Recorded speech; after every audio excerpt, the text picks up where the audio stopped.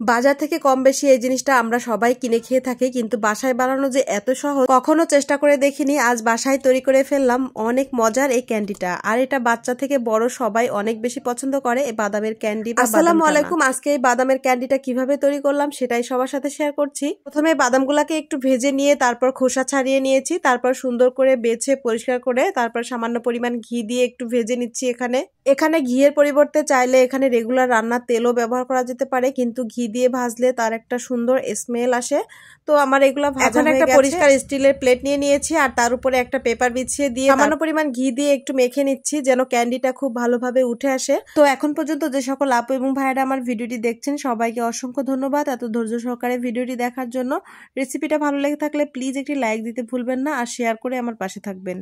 এখন একটা প্যানের মধ্যে 1 কাপ পরিমাণ চিনি দিয়ে দিয়েছি, সাথে দিয়েছি 1 চামচ পরিমাণ বাটার দেওয়াতে কালারটা খুব সুন্দর আসবে আর স্মেলটাও ঠিক থাকবে। তো এই তো এখন খুব সুন্দর একটা কালার চলে এসেছে। এখন এর মধ্যে দিয়ে দিচ্ছি খুবই সামান্য পরিমাণ বেকিং পাউডার। স্কিপ করা যেতে পারে, এটা না দিলেও চলবে। এখন ভেজে রাখা বাদামগুলা দিয়ে খুব ভালোভাবে নেড়ে চেড়ে তারপর নামিয়ে নিচ্ছি।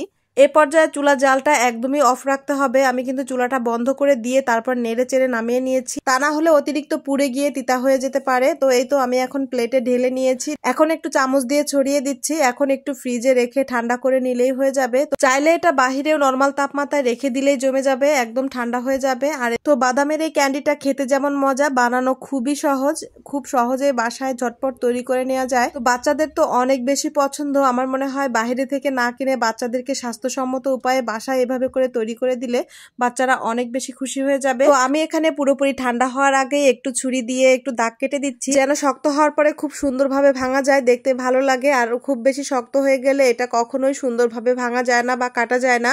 তো এর জন্য একটু দাগ কেটে দিচ্ছি ছুরি দিয়ে আর দেখতে সুন্দরের জন্য। তো এই তো কাটা হয়ে গেলে আমি আবারও কিছুক্ষণের জন্য নর্মাল ফ্রিজে রেখে দিব। আর নর্মাল ফ্রিজে রেখে দিলে খুব তাড়াতাড়ি জমে যায়, একদম ঠান্ডা হয়ে যায়।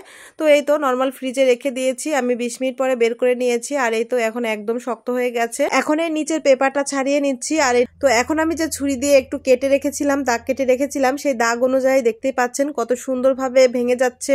তো এইভাবেই সুন্দর করে ভেঙে পিস পিস করে নিচ্ছি।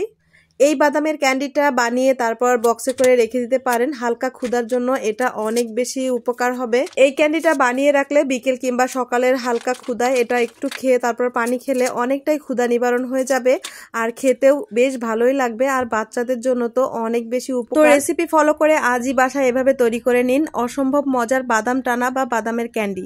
রেসিপিটা বানানো যেমন সহজ, খেতেও অসম্ভব মজা লাগে। তো রেসিপিটা কেমন লাগলো কমেন্টে জানাতে পারেন। আর রেসিপিটা ভালো লেগে থাকলে একটি লাইক কমেন্ট শেয়ার দিতে ভুলবেন না।